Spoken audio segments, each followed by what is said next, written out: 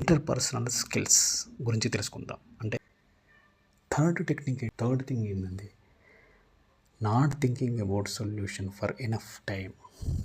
చాలామంది చేసే పొరపాటు ఇది. They will think about certain point of time for the solution. After some time they will frustrate and they will stop it.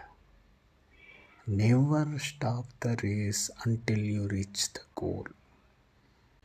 Race మొదలు పెట్టాలంటే ఏదైనా సరే ఒక రేసే. ఒక సాధించాలన్నా, ఒక మాట మాట్లాడాలన్నా, ఒక చోటికి వెళ్ళాలన్నా that is called in of race. అది ఒక పోరాటమే. మధ్యలో ఎలా ఆపేస్తావు?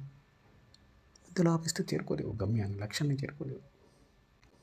So you should not only thinking about solution, you should think for the solution until you reach the goal.